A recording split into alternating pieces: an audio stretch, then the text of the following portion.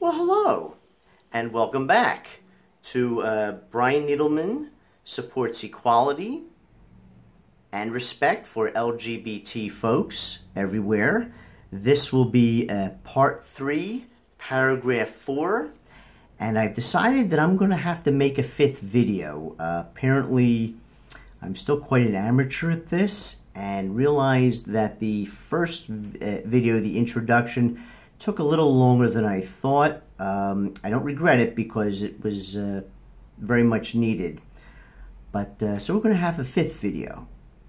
The way I look at it is just another video, hopefully, that you'll enjoy and you'll get something out of. If you're hanging around this far, you might as well keep going. So this is, again, the beginning of part 3, and this will be on paragraph 4. Some LGBT folks that I've treated over the years have been victims of conversion therapy. These are psychologically damaging treatments that extreme anti-LGBT folks believe can permanently and miraculously transform a flamboyant homosexual like Liberace into a rugged heterosexual like one of the Marlboro Men. And or flip the switch and make someone's gender identification once again correspond with their birth sex. The means of getting someone to participate in conversion therapy is often by force, as they do with minors. And you're going to hear me mention this with minors because I've worked with quite a few minors that have been the victims of conversion therapy, and nothing pisses me off more than a parent that decides to treat their gay kid as a flawed kid and put them through some kind of a barbaric treatment. I got a personal issue with that.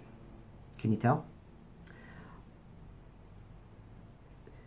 So they either get the kids in there by force because they don't have a choice, or there's an emotional blackmail type ultimatum for adults that they'll be shamed, ostracized, if they don't agree to undergo some variation of this barbaric treatment.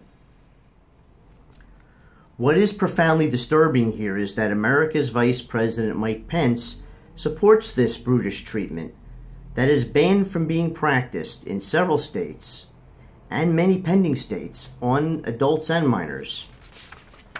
America's Vice President supports conversion therapy even though countless medical professionals and practicing psychotherapists from the American Medical Association, the AMA, and the American Psychological Association, APA, as well as many other licensed ethical, medical, and mental health providers have condemned and deemed conversion therapy as unnecessary, ineffective, dangerous, unethical, and damaging to the mental health of those who have undergone what I believe as inhuman therapy.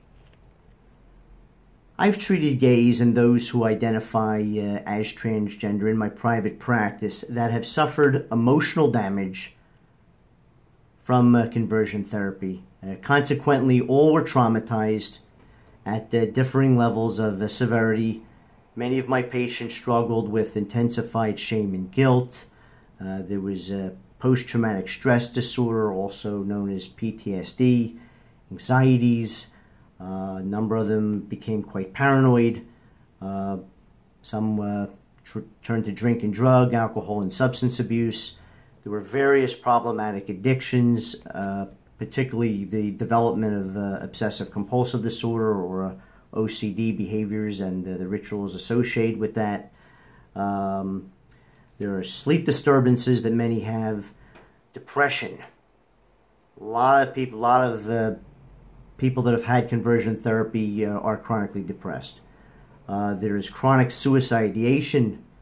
Many have attempted suicides, and a number of them have profound grief from friends and loved ones who died by suicide after having undergone conversion therapy. I've talked more than my fair share of LGBT folks off the ledge who are forced to undergo conversion therapy as a minor or shamed into it as an adult by their families, friends, communities, or whomever there. Conversion therapy is based on the archaic premise that homosexuality and identification with the gender that doesn't correspond with one's birth sex as a disorder or a defect that needs to be fixed.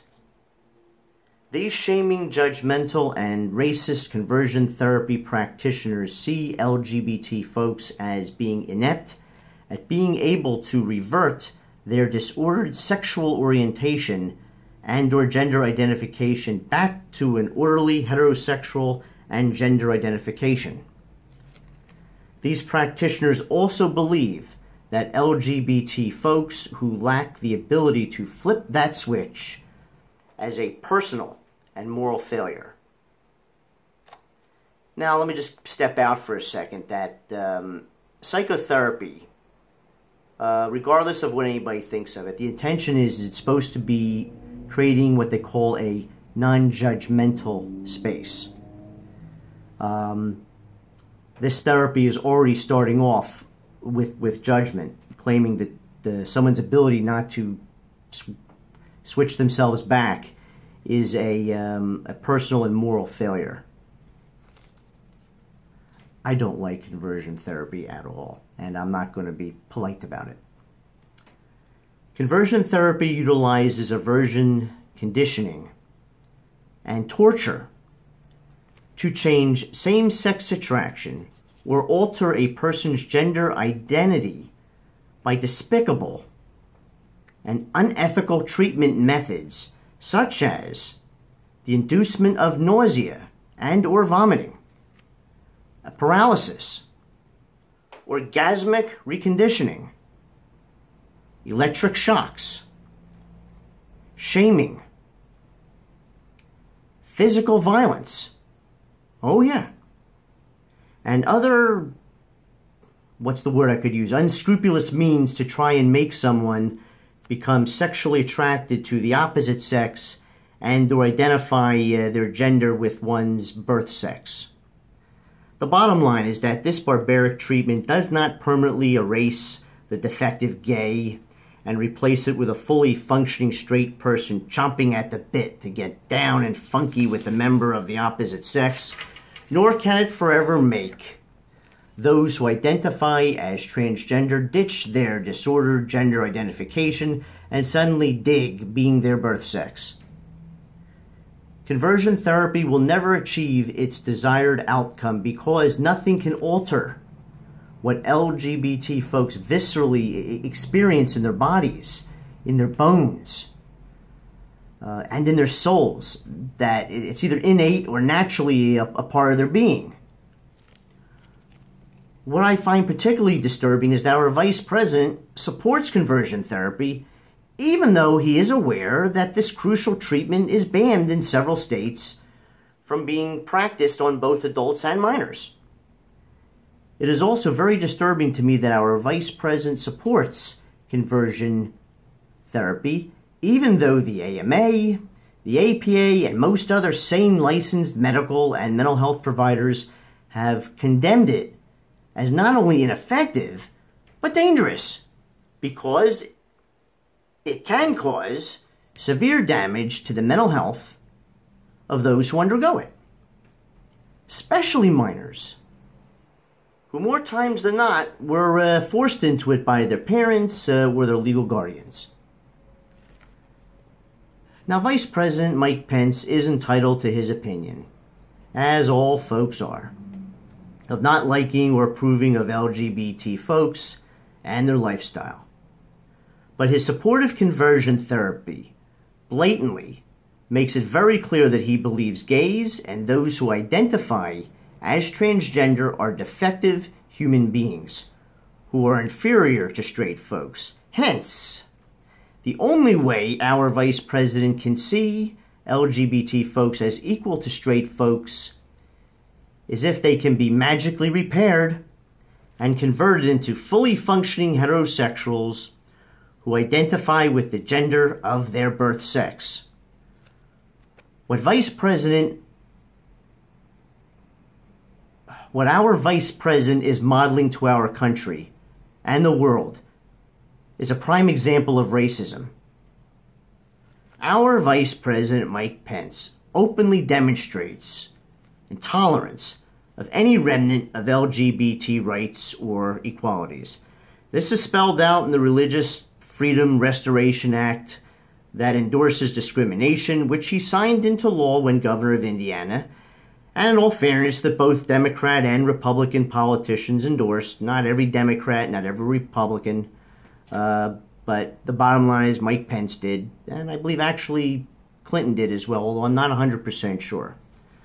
Our vice president has voted against the Employment Discrimination Act that would have banned discrimination against people based on their sexual orientation and or gender identification. Our vice president has also correlated gay marriage with, quote unquote, a societal collapse that is always brought about following an advent of the deterioration of marriage and family. Okay. I don't agree, Mr. Vice President. I really don't.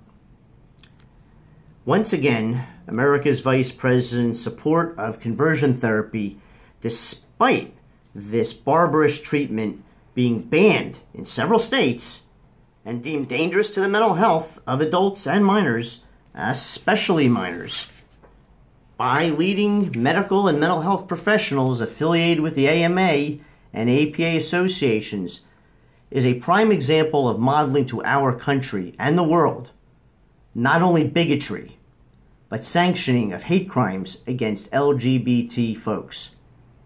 And this, folks, and Mr. Vice President, in my once again not so humble opinion, exudes the epitome of what is immoral and the antithesis of what any decent human being would deem as godly.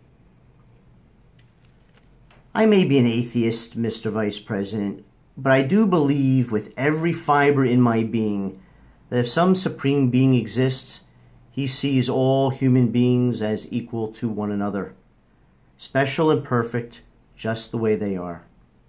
And he makes room in his heart to accommodate and tolerate the differences of those non-threatening human beings.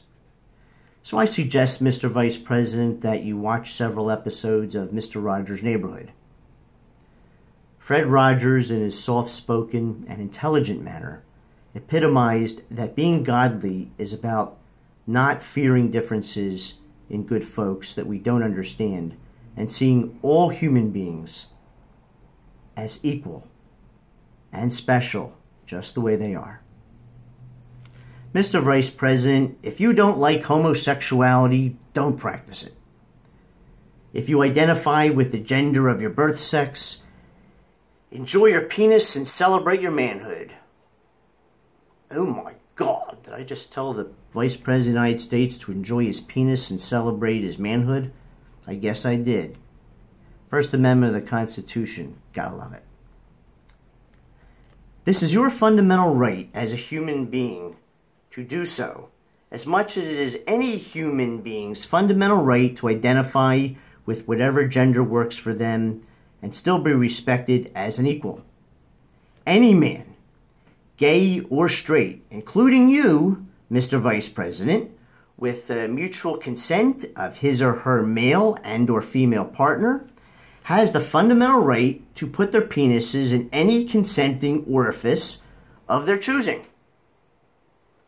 Any woman, gay or straight, with mutual consent of her male and or female partner, has the fundamental right to do whatever they want with their vaginas and the health of their bodies in general. In a nutshell, Mr. Vice President, you and everyone else out there are entitled to your opinions and feelings of being uncomfortable with LGBT folks and not approving of their way. But as the second highest ranking leader of this country, it is beyond inappropriate and egregious to set an example for the American people and the rest of the world that racism and bigotry are acceptable values to practice. It doesn't give you the right as Vice President of the United States to convey to the American people and the rest of the world that straight people are superior to LGBT folks, and that gays and those who identify as transgender need to be fixed because you and many other less enlightened folks can't tolerate or accept their differences. Quite frankly, Mr. Vice President, your support of conversion therapy, despite being banned in several states from being practiced on adults and children, once again, and not emphatically denouncing this dangerous treatment publicly, scares the living shit out of me. And this is because it sends a message to all folks out there that causing physical and emotional abuse to LGBT folks by shaming, torturing, humiliating, and dehumanizing them is okay. And this sends a message to LGBT haters that committing hate crimes against LGBT folks is okay. Well, it's not okay, Mr. Vice President. Not now, not ever.